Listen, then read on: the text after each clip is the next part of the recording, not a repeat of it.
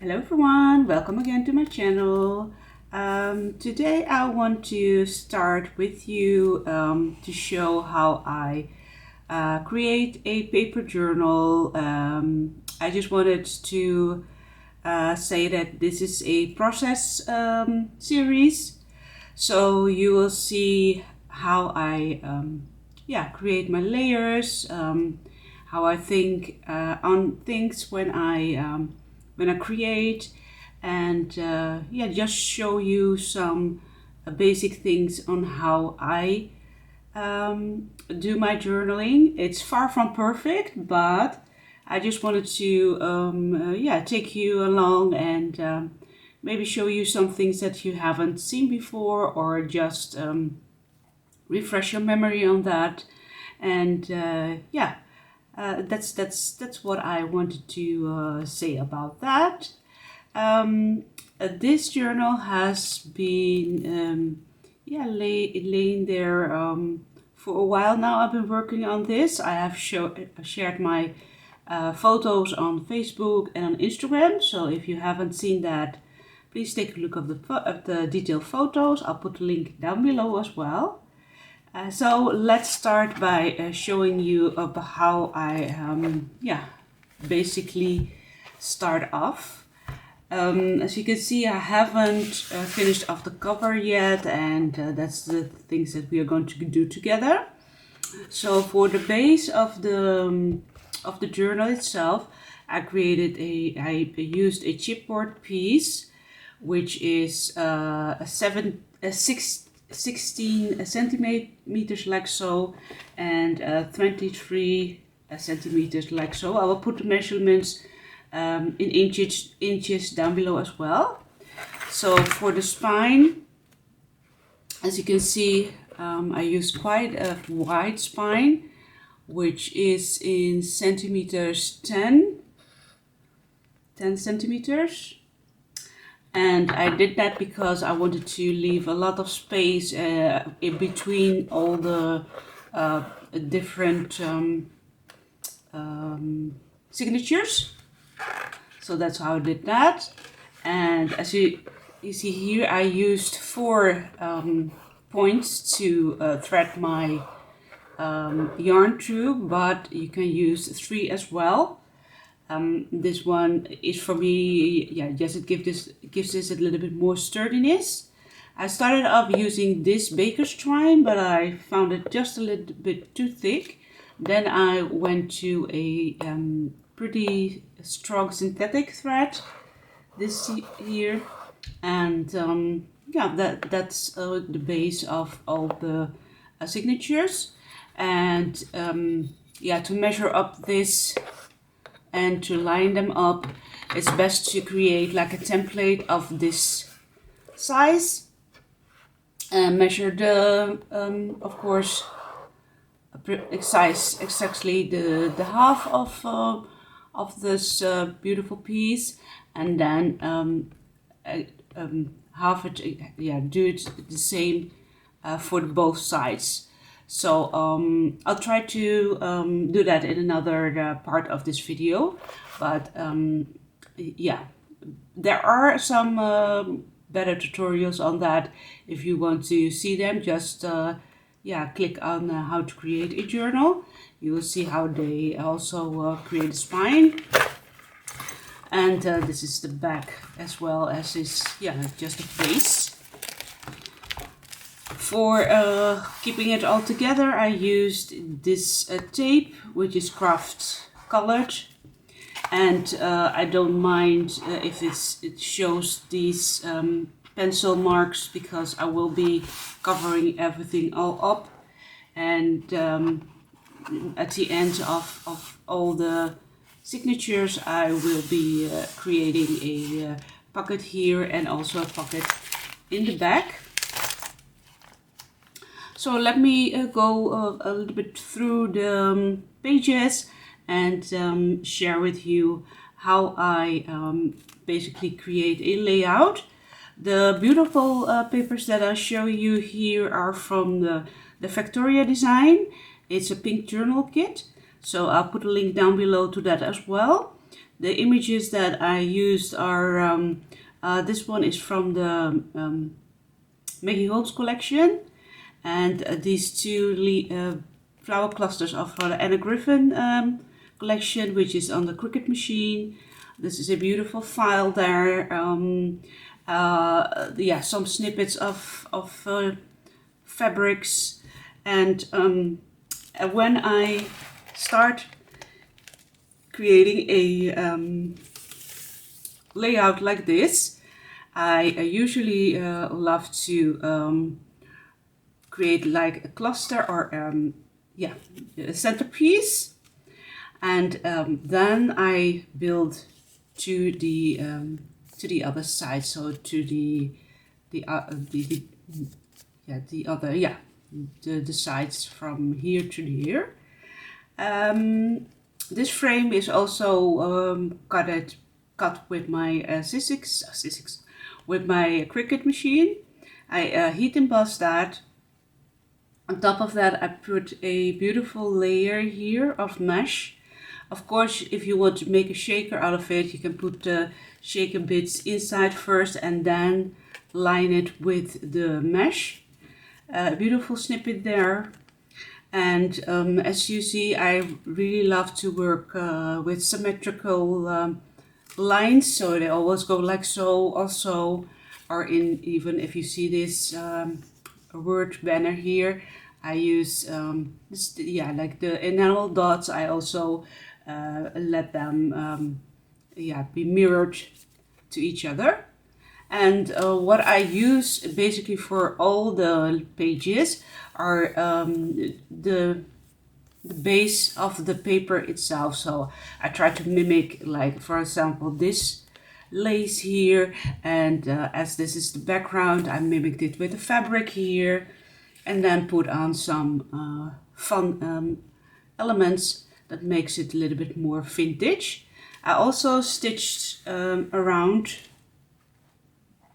the pages like so, and yeah, that was fun and really lovely to do.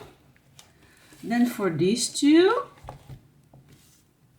pages, for this, as I said, this is stitched around like so.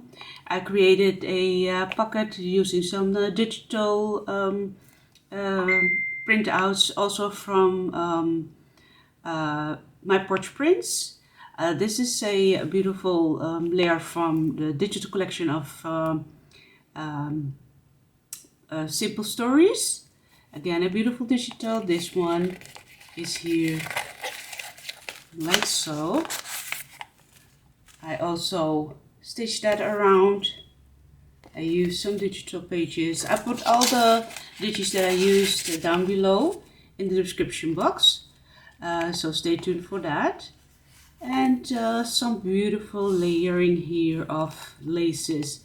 As I said, I try to look at the page, look at the colors, and then layer up the base of my digitals with some tactical items like fabrics, laces, and beautiful trims. So for this side, I created a sort of a tuck spot using a Marigold collection a cameo, and tucked underneath is a piece of fabric from a curtain, and I also distressed a piece here of a digital there. Then this beautiful piece here going like to the back, so I doubled it up, the same image, put it on the other side, stitched around, and also used my alcohol markers. I use those quite a lot because they pick up the colors very well, and when you put it on, it seems bright, but then when it all starts to soak in the paper, it all yeah, just softens up. So that's why I use the marker of alcohol markers for that. So that's for this. And then for this page, this is also a digital kit, so put a link down below for that as well. I created a sort of a tag flip here, but using some fabric that I've sewn onto this page first. And yeah, just for adding some interest, I always use like different fibers or ribbons or laces to attach to my tags. And this is a beautiful flower cluster, flower again from a digital kit. I use this watercolor paper because it has a beautiful sort of a texture. So about the texture of this paper, it has just a really soft and velvety feel onto the paper, but it also soaks in the print, the color, and that makes it just a little bit more pastel, vintagey looking, and I just love that as well. And here I just created a sort of a collage using some beautiful snippets that I have left from my stash. And I recently also discovered that if you have like glue stains or just some like when you're gluing stuff and it just leaves a little bit of a residue, you can cover it with I use distress oxide to just gently brush over it, and then it creates a beautiful matte look to the image itself. And I just love that as well. So you can use that on laces as well as on the pictures or images that you have just a little bit too much of shine because of the glue residue. Of course, lots of you ladies are working perfectly with the glue, so you don't have that problem at all. But I do, because I'm quite a messy crafter, so I have that quite a lot. I also have like a lot of these beautiful dangles that I attach onto the tabs here. And yeah, all these dangles are so super cute. I just love them, and I all kept them all in the same color scheme, pinks, and yeah, vintagey looking. So yeah, that's the theme that you will see throughout this beautiful journal. And don't throw your threads away when you have like a cup or a holder next to you. You can just keep them safe there, and then use it for these kinds of beautiful clusters. I use that yeah, quite a lot these times. I just love that. Then for another page, I use this image again, cut it up, not cut it up, I tore it quite roughly, and then I just yeah, distress the edges here with my oxide, put on this image, another layer of rose image there, and this is another journaling tag that I created, and I sewn around the edges. This is the back. Created a fabric ruffle here, and then again a cluster there of beautiful flowers. And I always love to work with quotes as well, and this is a rose themed journal, so I use a lot of quotes with roses in there, or yeah, just things that are yeah, coordinating with the word roses. And this is a piece of a lace that I used to attach this envelope on. So I sewn the envelope onto the piece of lace, and then I attached it with my fabric glue onto the paper. That's for that. And this is a my Porch Prints collection digital. I also created the wax seals.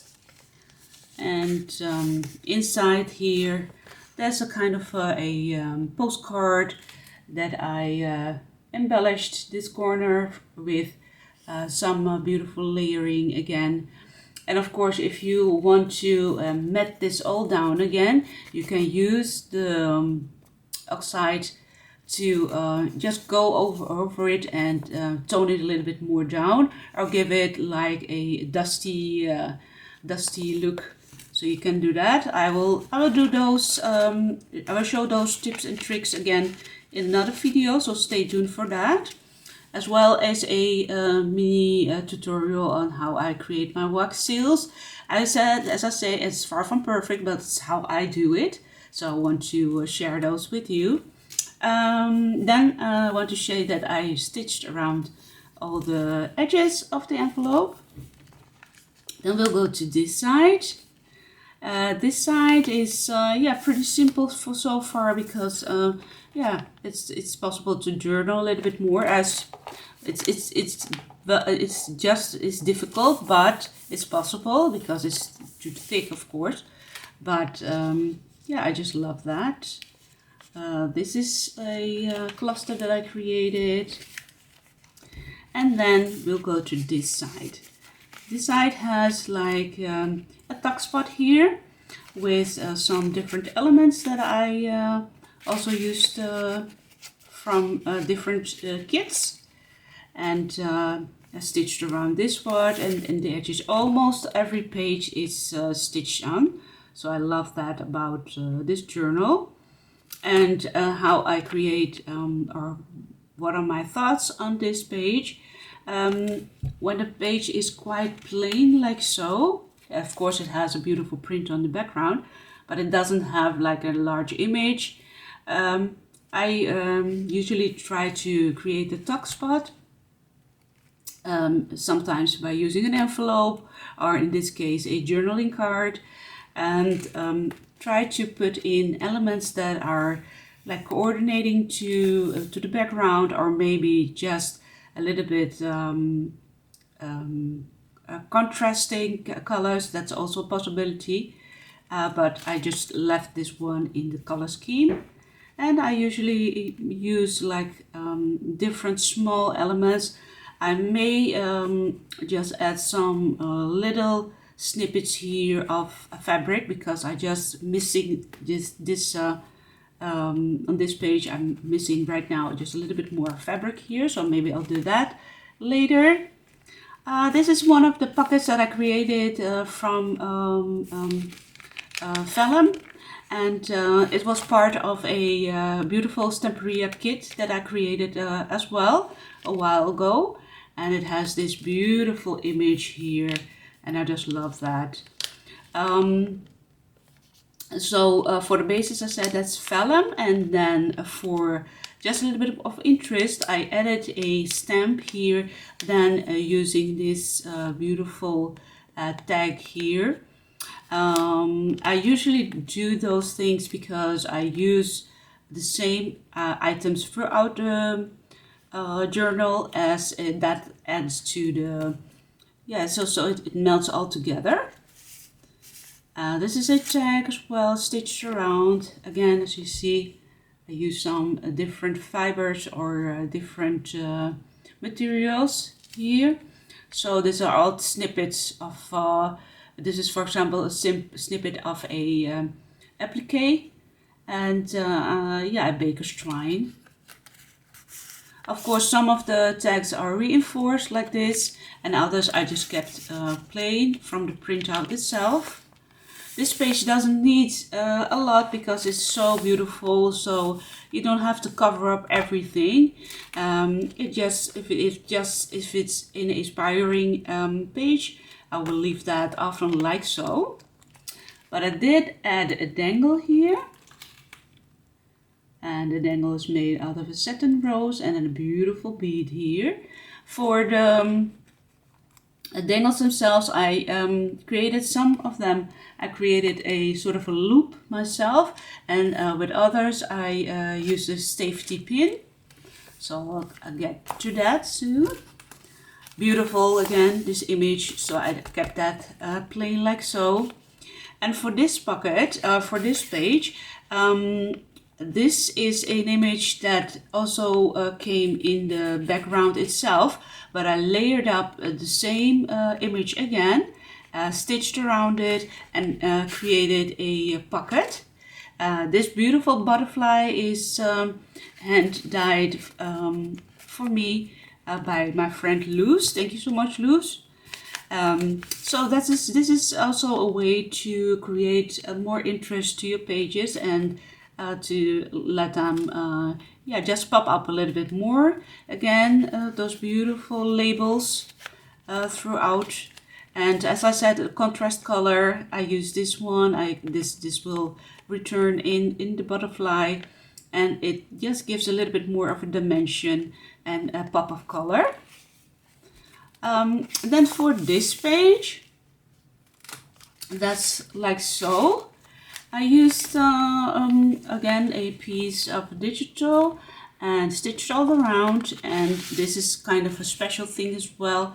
That's something you can look up how to distress, but this is how I do it. I already used this beautiful base of a digital. This is also from Vectoriadesigns, and when it's all out of the printer, I will just rough up the edges by tearing some pieces.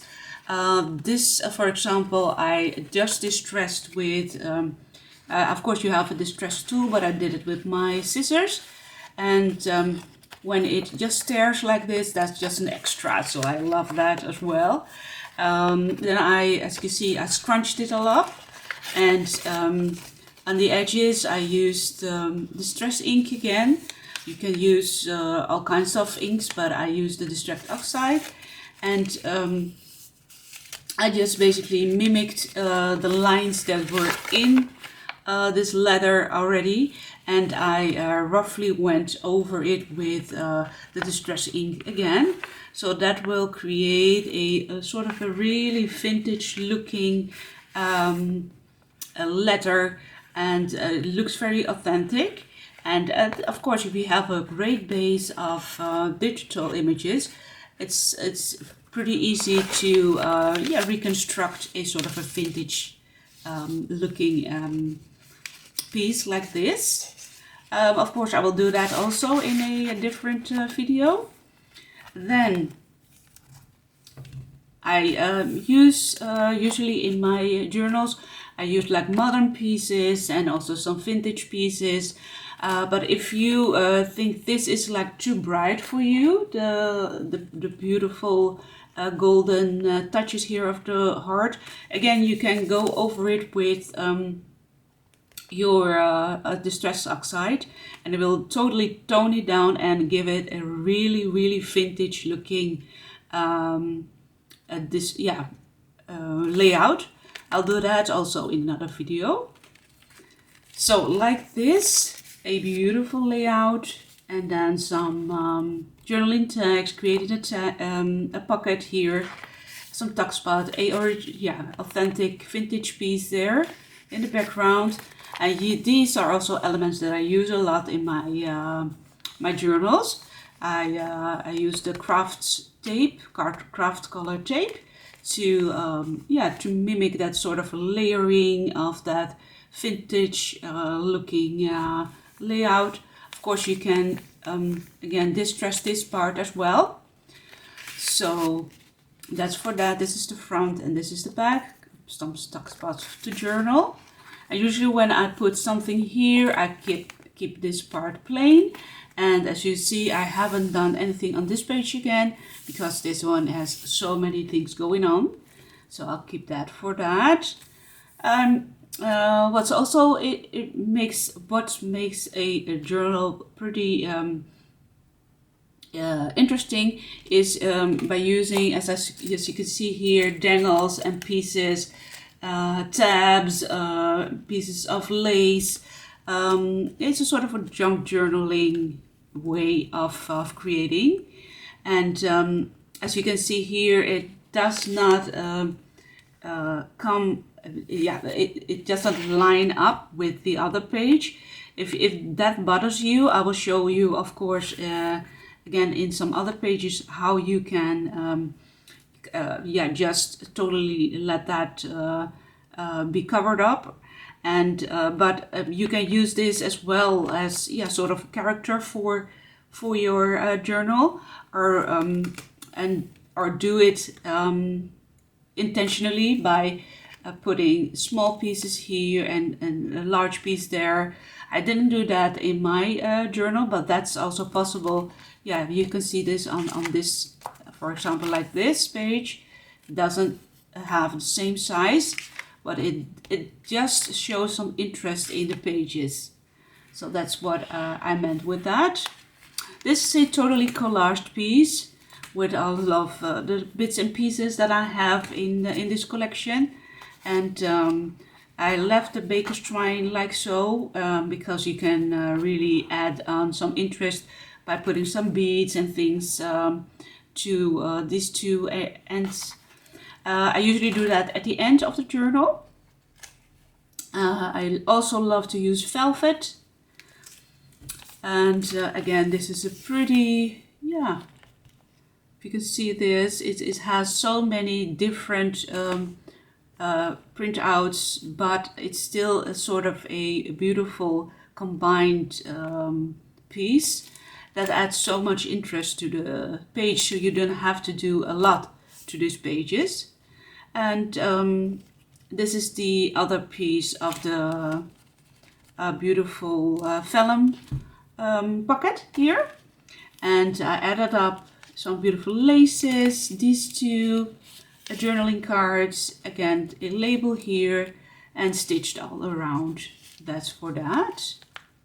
So that's for the first part of the walkthrough, and show you some thoughts on how I create. I will come back to you in another part, and then we'll flip through the journal, and we can start by doing the touches and bits and adding bits and pieces to the journal. And I'm hoping you will come back for that, and have a little bit of patience with me, and start creating together. Okay, talk to you soon. Bye bye.